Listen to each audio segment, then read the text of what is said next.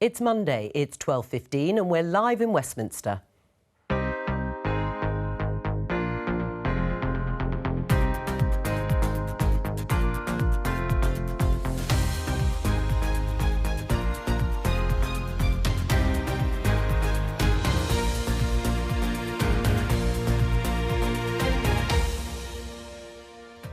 With me today, Conservative MP and Chair of the Women and Equalities Committee, Caroline Noakes, the shadow leader of the Commons, Thangam Debonair, Daily Telegraph political editor Ben Riley-Smith and the I newspaper's chief political commentator, Paul Waugh.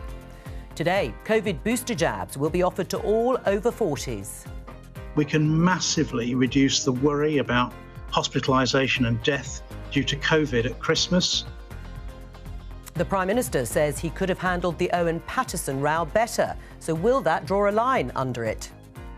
Is now the time to finally apologise for your error of judgment? Dan, I just want to salute you and the media generally for keeping going on this subject. I'm here to talk about boosters. But Labour calls for an investigation into the Transport Secretary and says the rules need to be tougher. No paid consultancies, no directorships, no second jobs save for, let's say, public interest. The number of migrants crossing the Channel has hit a new daily record. France's Interior Minister says it's not his fault. Bon, d'abord, on n'a pas de leçon à recevoir de nos amis britanniques. We have no lessons to receive from our British friends, who are our allies, but I would like to remind them that we are neither their collaborators nor their auxiliaries. And did the COP summit all end in tears?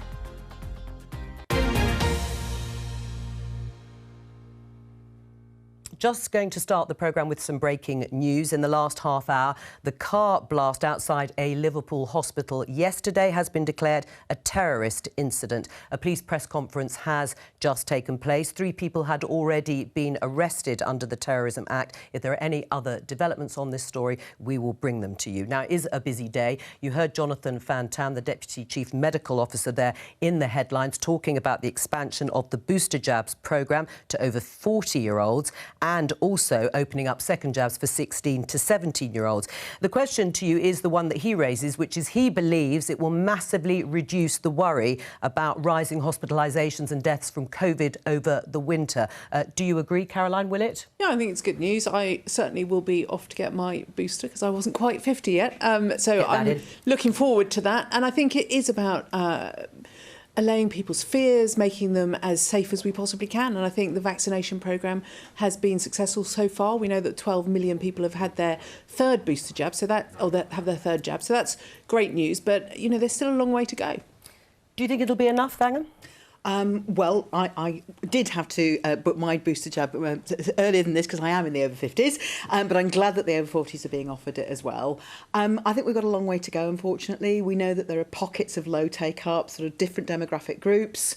We also know some worrying trends about pockets of young people not being given the first vaccination. So, yes, we need to keep going with the boosters, but we also need those people who haven't had either first or second to have those as well. I'm also quite concerned about what's happening in other countries. That global vow that we made to protect everybody, that's not really a reality yet. And in terms of some of the other European countries, Ben, in the Netherlands, there is lockdown light measures that have been imposed for a number of weeks, and also in Germany, warnings of a pandemic of the unvaccinated, and in Austria, about 2 million people who haven't been fully vaccinated against COVID-19 have been placed in effective lockdown. What do you make of this expansion of the booster programme to over 40s? Well, I think it's clearly welcome news, but one of the points to make is it's not just those people who are able to get the jab, but those who are actually going to come forward and take it up. So the Prime Minister in his clip earlier today said over 70s, still 1 in 4 haven't come forward to get the booster.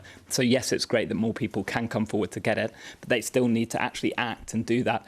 And it's interesting, in the Prime Minister's clip, he talked about those situations in Europe. He said, we are aware that there could be a blizzard of COVID coming our way from the east, which was his word. So clearly there is worry about that in Downing Street. Paul, what's your view? Well, the Prime Minister's clearly softening us up for another winter wave. I think what's obvious is they're trying to leverage the success of the vaccination programme so far. But there's a real danger of this becoming, or sounding like, the worried well, the over 40s, who, let's be honest, really aren't at greater risk of hospitalisation or death compared to those who haven't had a first jab in developing countries. And don't forget, it was Sarah Gilbert from Oxford University who warned that should be the real focus to prevent us long term over the next year or so for this pandemic becoming even longer than it should be. Right, well, let's move on to the standards row and all the sleaze allegations that have been swirling around Westminster over the last couple of weeks. The headline in the Sun newspaper today, bodge job, Boris Johnson admits presiding over sleaze disaster as he tells MPs, I could have handled it better after lobbying row. Now, today MPs are set to vote on whether to scrap proposed reforms to the standards system that sparked the row over sleaze in Westminster. A motion to rescind the amendment which looked to establish a review of the MP standards investigation process and delay Owen Paterson's suspension for breaking lobbying rules has been tabled by the Commons leader Jacob Rees-Mogg. Paul, will that draw a line under the matter? Well, I think what's fascinating is that the government really doesn't want to talk about this. They've engineered the system this evening whereby there's going to be virtually no debate. There won't even be a proper vote. It'll be nodded through. It's almost as if they're embarrassed to admit that this U-turn is actually being executed in real time. I think the wider problem is, no matter what the problem, the way the Prime Minister tries to dismiss it and tries to move on, is that there's this phrase which is constantly used, which is sunlight is the best disinfectant. David Cameron used it famously. Boris Johnson used it, and we've been shown that actually sunlight isn't always the answer and that you need some tougher form of regulation. And that's exactly what the Committee on Standards in Public Life recommended in its report earlier this month. They said that transparency wasn't enough. You needed to actually move from a system of convention to a system where there was actually primary legislation, a statutory footing for bodies that, for example, the ministerial interests, the advisor on the ministerial code. And I think that is the real challenge for the Prime Minister. If he doesn't go down that statutory route, people will start asking, is that because you've got something personally to hide? All right, well, there's quite a lot to unpick. Caroline, you were nodding through some of that. Do you agree with Paul that the government just doesn't want to talk about it and is doing everything it can to avoid talking about it? I don't necessarily agree with that. I think there's a real challenge here, and I didn't vote in the vote the week before last because I take the view that we have an independent commissioner for a reason, and that perhaps people like me shouldn't be voting on this. People like me shouldn't be deciding what our standards rules are, and I would much prefer that this was done completely outside Parliament. And of course we want to have experts and people who understand the complexities looking at it, but that should be done in the cold light of day, not using a specific, extremely unfortunate incident as a reason to change the system. Did the Prime Minister mess up? I think the Prime Minister himself has acknowledged that he could have handled it better.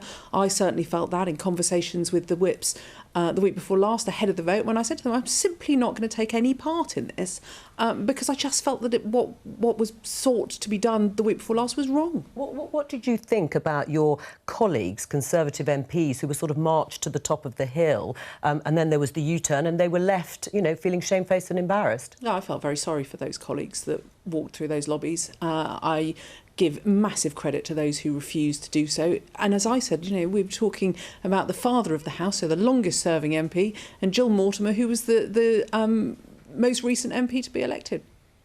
Ben, what's your view in terms of how much damage has been done to the government, the Conservative MPs? I think there's no doubt that some political damage has been done, and that's unsurprising. We've had a week and a half of Tory sleaze, quote-unquote, headlines on all the front pages and high up in all the broadcasts. You just need to look at the polls and see the Tories have dropped 2, 3, 4 percentage points across the board, and in some cases Labour has finally taken the lead for the first time in more than a year.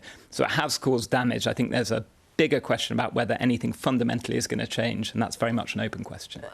Thangham, one of the issues that has been raised is this discussion about second jobs and outside earnings. But that's a focus on all MPs and all parties, isn't it?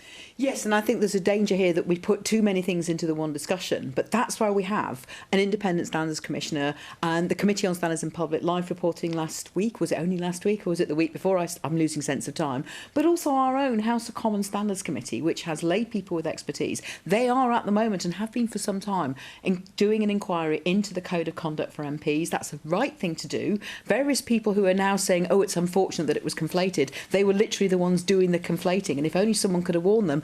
I did. Right. I definitely did. In the room, in the chamber, on the day. There's no excuse. I think Boris Johnson's disingenuous, it's unfortunate, is really, really unhelpful, because it perpetuates the idea that there are certain people in high office who think that if you don't like the rules and someone gets caught by the rules and it's your mate, you just rip up the rules. Caroline? I don't think you can have a system where you have rules that apply to some people and not others, and I absolutely take on board Thangham's point that you have an independent commissioner for a reason, you have the Commission on Standards in Public Life. These were all set up for a good reason, and we should listen to their advice. Right. I mean, there have been complaints about a lack of an appeals process, for example. You're throwing your head up. There is one. There literally is one. I mean, sorry to be too exasperated there, Jo, but you're allowed to be exasperated. I am utterly exasperated, because those members of Parliament who stood, I'm afraid to say it was on the government side, it did include my opposite number, Jacob Rees-Mogg, who should have known better. The Parliamentary Standards Committee literally takes the appeal from the person concerned. They can make any representations they want, and Mr Owen Paterson did. They can put written presentations, they can put character witnesses. All of that was done quite properly. The situation was reviewed, and the Standards Committee came to the conclusion that the independent commissioner was right. Now, that is an appeals process. We could call it button, but it's still an appeals process, and that was willfully done, pretending that there wasn't one. Do you accept that, Caroline? Well, I think there is a case to look at how rigorous that appeals process is, absolutely, but that has to be done, as I said earlier, in the cold light of day. Let's not do it whilst we're trying to use one case as an example. Right. I mean, the chair of the Committee on Standards in Public Life, Lord Evans, a crossbench peer, former Director General of the Security Service, said we could slip into being a corrupt country, and that's why we need to be vigilant around these issues. Do you think that's a valid comment to make? I don't think we are a corrupt country, and I think that we have... I always say this, that there are 650 MPs who are by and large doing their utmost to make sure that they're working hard diligently on behalf of their constituents, and the caricature of they're all corrupt, they're all on the take is horrific. But we have to be vigilant, we have to protect and uphold our democracy. It's a crucial part of our role. Ben? Well, I'd say Lord Evans wasn't quite saying we were corrupt. He was saying there is the possibility that we could become a corrupt country, and if you're being theoretical, that's true of any country. But it's interesting, isn't it, just the political pressure on Boris Johnson. He ended up standing up at a UN climate change conference where 120 world leaders were gathering, and he had to say publicly, I don't think Britain is a corrupt country. So that just gives you a sense of how damaging this stuff is. Right. I mean, Paul, what is your view on what Lord Evans said? Obviously very provocative. As Caroline said, we're a long way from that. I think it's fascinating that you've got someone from the heart of the establishment, someone who worked in the security service, but also an ally of many civil servants, I think, stressing that standards really matter. In other words, trying to divorce it from the idea that somehow if the opinion polls go up or down, that should be what determines this whole issue. What determines it is actually a sense of right and wrong, not where you are, whether you're up and down in the polls. And I think that it's significant that you've got him, a former head of MI5, as well as Sir Alex Allen, who was the former independent advisor on ministerial interests, who quit because Priti Patel was allowed to stay in post. Sir Alex Allen was famously the chair of the Joint Intelligence Committee, again, a senior figure within the intelligence community. If you've got people like that suggesting that things are going wrong and more stringent standards are needed, that's why you've got a Prime Minister who has to listen to that. He can't just dismiss it as being opposition politics. Right. I mean, Ben, how worried are some Conservative MPs? There were, loads of reports over the weekend, particularly from the 29 intake of MPs, about what damage has been done. I mean, there's definitely worry and there's definitely frustration. We're into, day 12, 13, 14 of this running story. And it is uncomfortable for MPs to have journalists scanning through their register of financial interests, seeing what questions they were raising in the House. That's not a good place to be. And if you step back a bit, there is this tension between the Tory backbench and the Prime Minister. Despite his big majority, they've had clashes over tax rises, they've had clashes over where you draw the line on COVID restrictions, and that is certainly being frayed again over this issue of sleaze. I mean, Thangham, let's return to this idea of whether MPs should be allowed to have paid work in the form of consultancies or directorships. We heard Keir Starmer there in the headlines, but he himself has made more than £100,000 for legal work, writing and making speeches since becoming an MP in 2015. There's no suggestion he's done anything against the rules. But can you see the sort of charge of hypocrisy being levelled? Now he's calling for it, but he has actually made money himself. we, as the Labour Party, have been calling for the end to paid directorships and consultancies since before I was an MP. I mean, that's been going for some time now, and I think that's clear, and I think the public can tell. But he went really ahead and did exactly that, though, didn't he, since 2015, even though it was in the Labour manifesto? He didn't take a paid directorship or consultancy, and that's not what was in the Labour manifesto 2015. It was about those positions, which could then lead to a conflict of interest, which is exactly what happened in the Owen Paterson case, and that's why we need to take a strong stance on it. Right. I think values, though, really, really matter. And although Caroline's right, we're not a corrupt country and most MPs are absolutely doing their jobs and putting their heart and soul into their constituency work, we've seen in the last 2 weeks it only needs one MP to be doing the wrong thing and for his mates then to corral around him for it to look like there is a problem with corruption. All right, but what about the Shadow Attorney General, Lord Faulkner? He's kept a second job as a partner at an international law firm during his time in the Shadow Cabinet. Is that the right thing to do? Well, there's no suggestion whatsoever that he's using that to gain influence for that company. I mean, that's the difference. Owen Paterson was taking money from a company. Where would you draw the line? Well, I think there's an argument for this. This should be part of that wider discussion by the Commissioner on Standards of Public Life and the Committee on Standards. But I think there's also clear argument that we shouldn't have paid directorships and consultancies. Keir's made that direction clear. We're going to have a debate on this on Wednesday, on our opposition day. I think there's also an argument for looking at all other forms of all other sorts of second jobs, but they are in a different category to where there is the perception or an actuality of buying influence, and that's what happened in the Paterson case. Where would you draw the line, Caroline? I think this is a really interesting question. So paid directorships, what if somebody has been a long-standing director of a family firm, for instance? Should they be forced to resign that? It could be something that absolutely has no bearing on their parliamentary work, their and this is why we need the debate. And absolutely. And, I'm always completely candid. And I bet Ben trawled through my register of interest before he came on today. I'm a trustee of a charity. I probably give them between half a day and a day of my time a month. And I have certainly asked, and it's an animal welfare charity, I've certainly asked questions in the House on animal welfare issues. Should that be considered to be advocacy? Should that have to go? But isn't the point transparency, Caroline? I mean, I think you've been open and honest. I think that's the difference here, is that when we've got something that's open and transparent, it can be held to account. But also that we improve standards. Since 1695, we've only ever strengthened parliamentary standards. We in the Labour Party, we will enter into any discussion about how to strengthen them, how to strengthen the scrutiny of them. And that can go for even where it affects MPs currently serving. But we should not be weakening them. That's what happened 2 weeks ago, was why it looks corrupt. And I was just on the idea of whether we will actually see any strengthening or not. I mean, hearing you two discuss having different points, fundamentally, as I think you guys would agree, you need some kind of cross-party consensus to do this. Absolutely. But my sense is the government, once this row dies down a bit, is not going to be chomping at the bit to reopen this whole discussion about second jobs. So this time next year, will we really see any changes? I'm not so sure. Well, Paul, just before we move on, what do you think on that basis? It is quite hard to draw the line, as we've just heard there, between Caroline and Thangham. I can imagine Boris Johnson will protect his own interests in the sense that too many backbenchers have too many of these jobs, and he's at risk over this of a double backlash from those who want reform and those who want to protect what they've got at the moment. So I think he will do what he always does and just try and kick it into the long grass, that whole issue. Right. We have some breaking news. We mentioned, of course, that the Liverpool blast outside the hospital in the city had been declared a terrorist incident. We've just been told that there will be a COBRA meeting, emergency COBRA meeting, chaired by the Prime Minister. I don't have the precise time on exactly that issue, and that's the hospital. But where there was a car blast outside a Liverpool hospital yesterday, it's been declared a terrorist incident.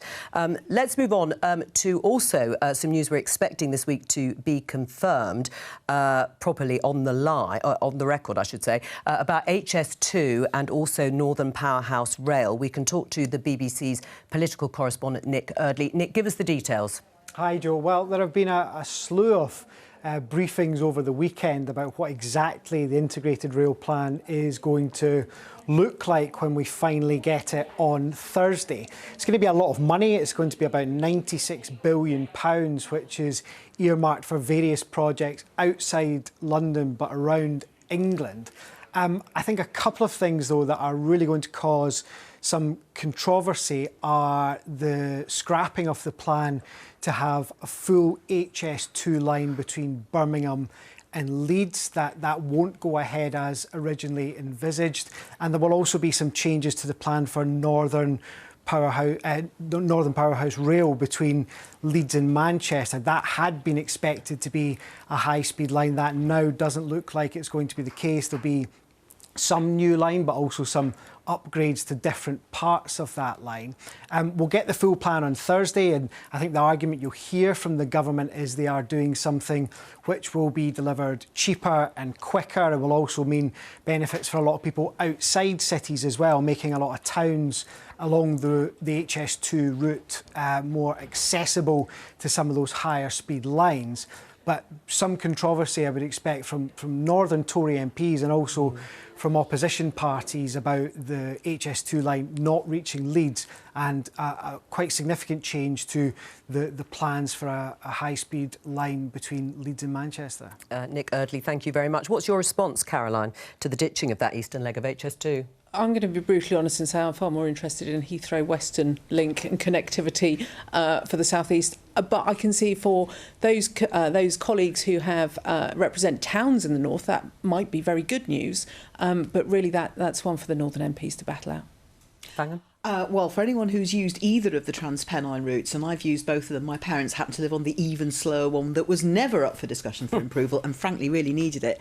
All the MPs that have seats on those routes need to look really, really long and hard. If they are Conservative MPs, I think they'll be making protests known because both those routes need it and they need that help, and I think they were promised it, and I think there's going to be a lot of people in those northern seats who feel as let down as the people in my seat do when our electrification was cancelled. Right, on the front page of your newspaper, Paul, what's your response? Well, it's fascinating that actually the PM seems to be losing a battle here with the Chancellor over cost, ultimately. That's what it's all about. It comes down to how much this is going to cost. And it sounds as though the cheaper option, which is not a proper line that the Prime Minister had himself promised, a proper line, a high-speed line between Manchester and Leeds via Bradford, which a lot of Tory MPs in the north really wanted to prove this levelling up agenda was real, isn't going to go ahead. And how the government are going to wheedle out of that, it will be fascinating to see how they try and defend it. I know that a lot of backbenchers aren't happy. Right. In terms of those northern MPs, what does it say, Ben, about the levelling up agenda?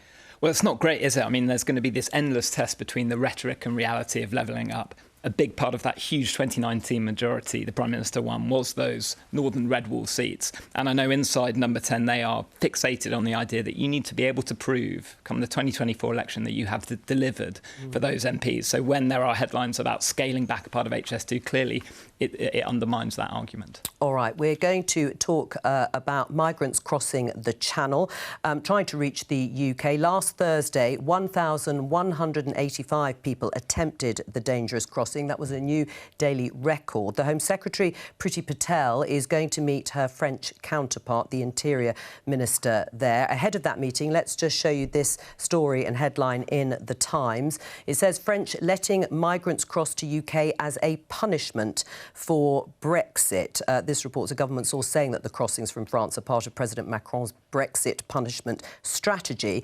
But if you remember in the headlines, we heard the French Interior Minister addressing this issue in a TV interview, saying, why do people want to go to Britain? Because the British labour market functions in many ways with irregular workers. We're not taking lessons from the British. They must stop using us as a punchbag for their domestic policies. Do you agree with that headline and the source, Caroline, that it is a punishment for Brexit? That's what the French are doing? No, I don't. And from 18 months as Immigration Minister, I know that you will not solve the migrant crisis either in the Channel or on the beaches of northern France. You have to look way back upstream, and you can only look at what's happening in Poland at the moment to see that this is a crisis where we have to work together with our European allies, and we make a big mistake if we don't redouble efforts to make sure that relations with France are good and that we're actually helping the French address the flows into France. Right. I mean, we're paying France £54 million to increase patrols in the Channel, Thangham. Are we getting good value from the French authorities for that money?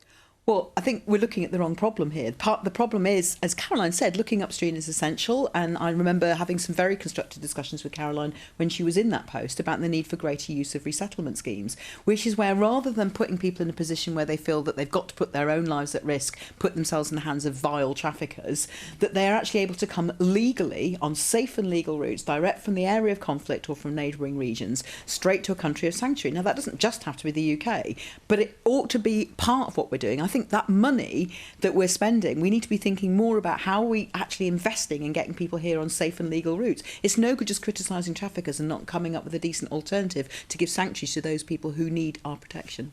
And on that conversation about whether we have good relations with France or not, I mean, the answer is not really. We are clashing with them on this whole different series of fronts. We got rows over fishing licences, Brexit, Northern Ireland's going to ramp up in the next couple of weeks. Also, this nuclear submarine deal with Australia.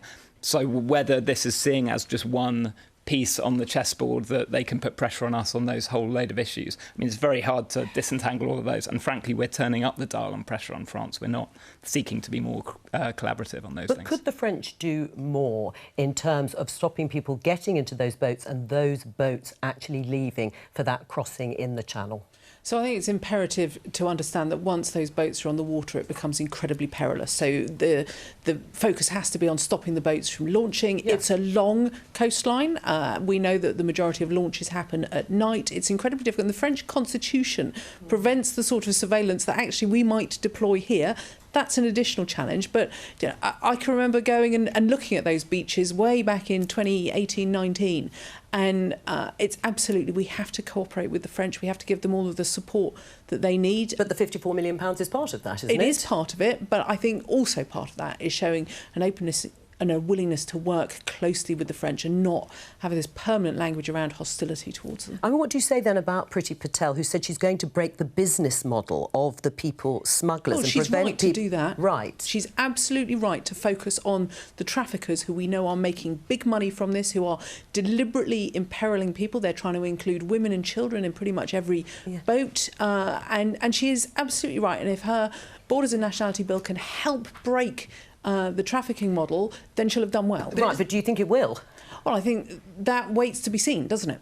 I mean, Caroline, you and I both know that the way you break the business model of traffickers is safe and legal routes. And we haven't got the emphasis on resettlement that we had even a few years ago. We know that when the Dubs agreement went through, which is just for vulnerable unaccompanied children, that their government didn't actually see it through. We know that those are the long-term solutions to breaking the business model of traffickers. And just having more police on the beaches in France, and much as I think Ben's right, we are in arguments with French over many, many things, but just having more police on the beaches in France isn't actually going to stop what happens at the supply side. We need to be going back to root sources and doing more safe and legal routes. And we also need to be looking at the organised crime gangs. And that's not just about providing safe and legal routes. It's about looking at the funding of them, the finance. And, you know, we all know to solve these problems, follow the money, identify who is doing this and get those people imprisoned. But what about these safe and legal routes? Thangham is outlining Labour's line of attack on this, is that the government, successive governments, have reduced the ability for people to come here by legal and safe routes. Do you accept that? No, I don't. So let's look at the Vulnerable Persons Resettlement Scheme. Let's look at the announcement I made in 2019 about continuing those schemes so that you would have safe and legal routes. I think there's been a massive challenge around COVID. I really welcome the Afghan Citizens Resettlement Scheme. That can't be at the expense of other resettlement, though. I think that needs to be in addition to it. But it's absolutely imperative that we stay in a position where we're a global leader, as we always have been, on resettlement, that we look to ramp up the community resettlement schemes, which have been so brilliant, involving different local authorities and charities in bringing people to the UK. But if we think that safe and legal routes are going to deter the 20,000 plus people we've seen this year, that would be a massive commitment to make. And I wonder if Labour are actually saying that they want to resettle, 25,000 people a year? Is that what you're saying? But it needs to be a united international front there. I mean, safe and legal routes involves cooperating with the UN, because it's the UN that makes those determinations. Caroline's right, the Vulnerable Persons Resettlement Scheme was a good scheme. That should have been the model for greater schemes. Yeah, but hang on. She made an announcement which has not been followed through, and unfortunately the Afghan citizens... Very difficult to follow through something when there's no travel allowed. I know, but the Afghan Citizens Resettlement Scheme, for which there were at least 2 years run-up to us knowing that we were going to be leaving Afghanistan, where is that scheme? We're months on now and it's still not out. And we've been pressing the minister responsible. We're not getting any clarity about where that scheme's going to come from, or when, or how, or who's going to be eligible. We're in a state of limbo. I mean, it's absolutely right that that is a good scheme to celebrate, but at the moment there's no scheme to celebrate. Well, and you'll find me on record in the House asking the PM whether it's allocation or application. We need the details. Right, but since 2015, Thangham, over 25,000 vulnerable people have been resettled in the UK, as Caroline was saying, and that compares, the government says, well with other European countries. So how would you change the system? Well, I think one of the ways we need to change the system is by working with the UN High Commissioner for Refugees and by working with our partners in Europe, but also in other countries as well. We need to be, for instance, America, which used to be a very good resettler of refugees, unfortunately under President Trump, went massively backwards. Now, we've had a change of administration. I'd like to think the Biden administration is going to be different. It can't be done on your own. When it's done on your own, when countries only work on their own, that's when you get inefficient and unsafe migrant flows. So we have to work with our partners in Europe, and frankly, the rows with the French are not helping this. Right. I mean, Paul, the government is trying to change the law, as Caroline mentioned, to make it harder for people who enter the UK by routes like this to settle in the UK. Do you think it's going to work? Well, that's part of the whole pledge that the government made in the 2019 general election, which was to effectively deliver on Brexit and take back control of our borders. The current legislation is part of that. But you have to say that the corollary of taking back control means actually, ironically, better bilateral relations with countries like France. And we haven't really seen that, let's be frank, as Ben and the others were outlining. I think the bigger problem is going to be just whether the government can convince all of those voters that said, look, we're going to take control of our borders. When you see on the nightly news 1,000 people a day arriving across the channel, what kind of message is that sending to those who thought they were going to get controls? It suggests actually in the real world you need not just rhetoric but practical, pragmatic working with other governments. And that's what happened historically at Calais. That's what's happened on Eurostar, for example, with the French. Why haven't we seen that in this instance? And you've got to say it comes from the top. It's about the tone that's set by both leaders in France and in Britain. Ben? And picking up on something Paul was saying, one of the big chunks of the asylum reforms is this idea that when someone comes across the channel, their asylum process is actually handled in a third country and not in the UK.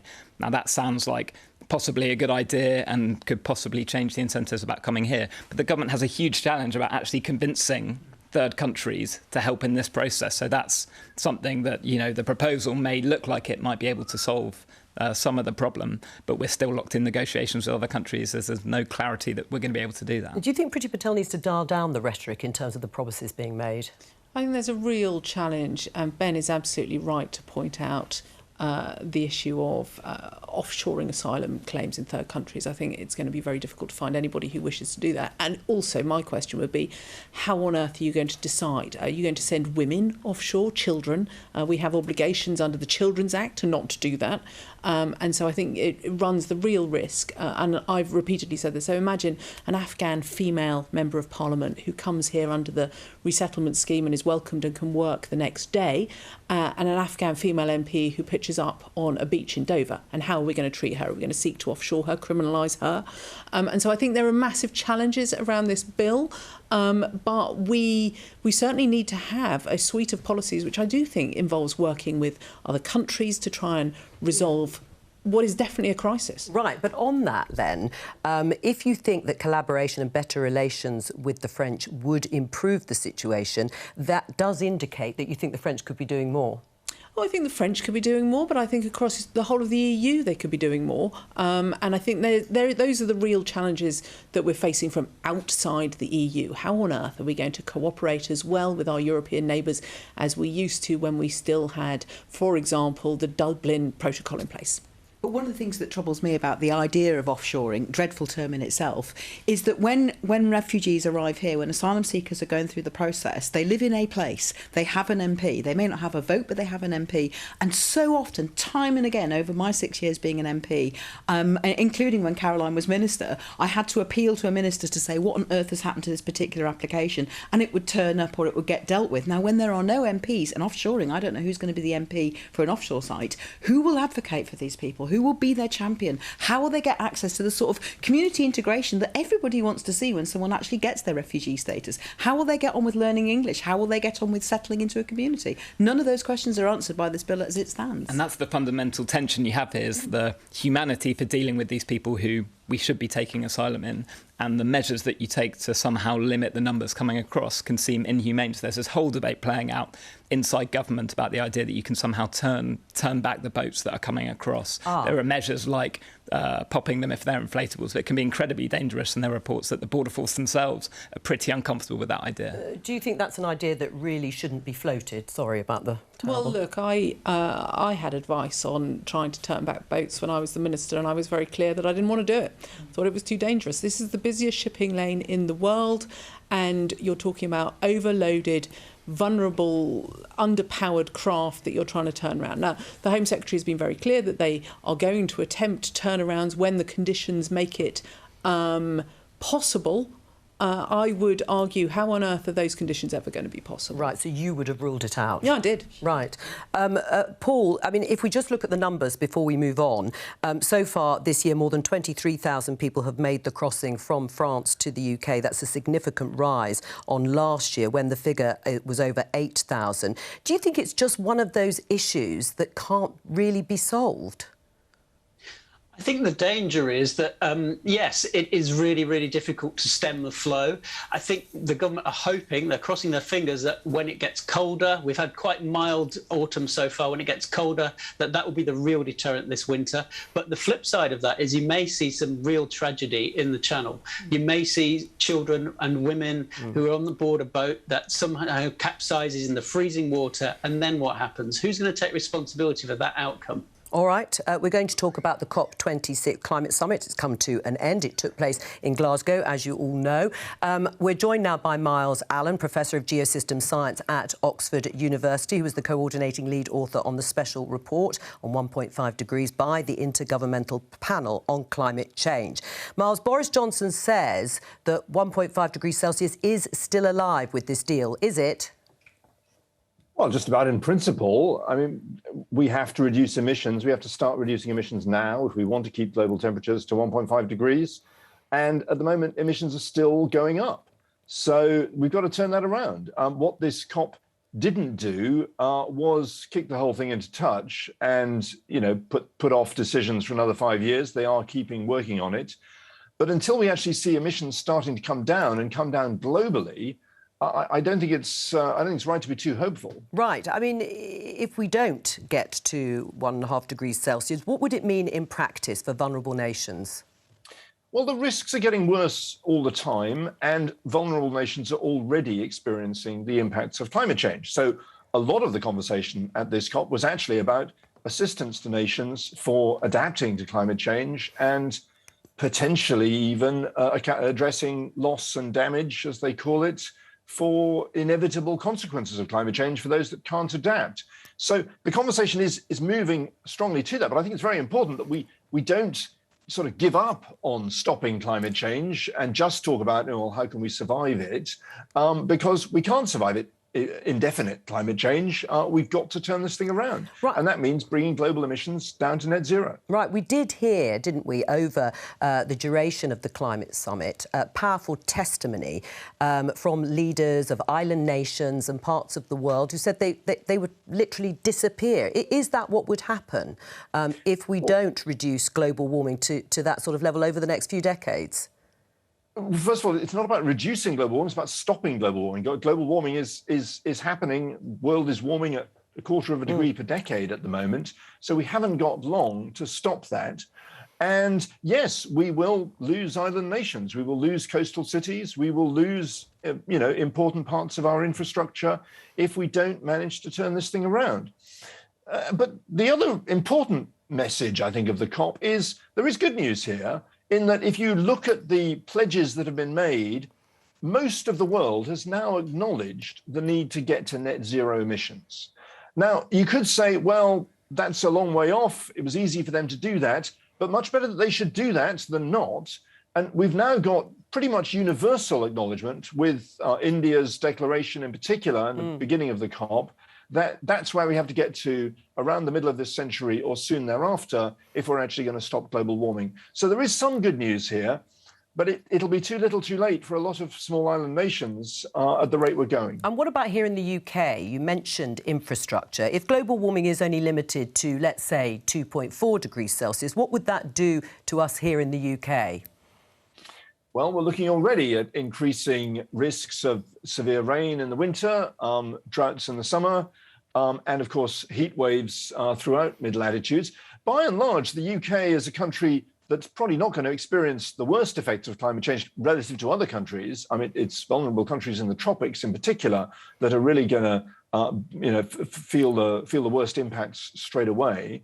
I think what is important is that we step up and acknowledge we started this process. We were burning fossil fuels on a big scale 100 years before anybody else was. So we've got a particular duty to help the rest of the world move on from it. There was a lot of criticism, I think, of India and China being resistant to the language on phasing out coal, from countries whose prosperity is built on coal. I think that's an important conversation we need to be having. How are we going to move on from using fossil fuels? Because that's what we need to do. And in particular, how are we going to stop fossil fuels from causing global warming? Miles Allen, thank you very much for joining us. Thangham, first of all, Boris Johnson said that they reached a game-changing agreement in Glasgow. Do you agree, or do you think Greta Thunberg had it right when she said it was more blah, blah, blah? Well, I think, first of all, Boris Johnson's got, frankly, a bit of a cheek because he didn't even turn up for the last bits when there ought to have been a role for the leader of the country in which which was hosting the COP summit. I think Alok Sharma did well, but I think his emotion showed at the end that there were failings, that we had taken the opportunity to make progress. Yes, it's good that all countries have now acknowledged virtually that we need to get to net zero, but no, it's not good that the developed nations have failed to acknowledge, in my view, sufficiently adequately and in monetary terms, the issue of loss and damage. The fact that loss and damage was on the agenda this time was game-changing as well, but it wasn't followed through with enough money. We needed more money, more leadership, more standing up to the polluters. Boris Johnson did go back, though, didn't he, to the climate summit? Well, he did go back. He did go back, but I mean, in the closing days, we could have done with him on the floor, couldn't we? I think Alok Sharma really took the brunt of that and showed the leadership that we frankly should have seen from the Prime Minister, but it was a missed opportunity to go further, even though, of course, I'm glad about the progress. Caroline, was it a game-changing agreement or more blah, blah, blah? Well, following on from what Thangham just said, the first email I got at the end of COP was from a constituent who said Alok Sharma for the next PM. And I think that showed Alok's real passion and commitment. The campaign's starting here, is it? Well, you have to question that, don't you? I think Alok really threw his heart and soul into it. And I felt quite negative. But was disappointed. We saw him in tears because of what happened at the end with India and China on coal. He felt it was a fragile victory, I think was the quote Alok used. But it was a victory, albeit a narrow one. But I think it was progress. And I think at the beginning of the COP, some of us felt very negative about whether there'd be any progress at all. So I think you have to acknowledge that progress was made, and it's still a long way to go, though. Alok Sharma for Prime Minister? I think maybe it's a little early to get that bandwagon up and running. But he did show real emotion. I think everybody could see when he was holding back tears on the watering down of that coal pledge that he had put a hell of a lot into it, and it meant something real to him. I mean, journalists, just like the public, are trying to work out, is there real game-changing wins from this? It's quite hard to ascertain that at various points. But I think there are real promises on trees. 90-odd% of countries that cover 90-odd% of the world's rainforests have pledged to stop deforestation by 2030. Similarly, with electric cars, you've seen similar pledges. I think the one thing to be cautious on with the net zero targets, the professor there talked about India. India has promised to hit net zero in 2070. That's 49 years away. When you talk to all the climate experts, they say you need the action between now and 2030 if we are going to limit it to 1.5%. But if we're going to halve emissions in the decade that we need more leadership from developed countries. Now, India, I have skin in this game. My family lives on the east coast of India in one of those cities that will be overwhelmed. It already is profoundly affected at Chennai. So I think that what we've got to do here is look at the fact that no matter how far along the way they moved, and India and China did move, and that's true. Right, well, how would you get them to move further? Well, I think partly by making good on the promises for loss and damage and on the promises for climate finance more generally, and showing leadership on standing up to polluters across the world. That needs to happen across the world. Game-changing, Paul? Genuinely game-changing proposals in that set in COP, and I think actually, curiously, this shows when the Prime Minister puts his mind to a subject, when he gets it, and he definitely gets it on the green agenda, he gets it on climate change. Green groups will tell you that privately and publicly. This is one issue where he's looked at the detail and he's seen the science and he's acted. I think the wider criticism of the PM is why doesn't he do that in every other area of his politics? Where's the nuance? Where's the maturity? Where's the evidence-based politics? I think that's what's most interesting about the COP issue. And to be honest, the only language a lot of politicians understand globally is what happens in their backyard. And if we continue to get floods, continue to get heat waves, they're going to have to act because their public will force them to act. All right, well, thank you very much to all of my guests. That's all we've got time for. But please do join me tomorrow at 12:15 for more Politics Live. Bye-bye.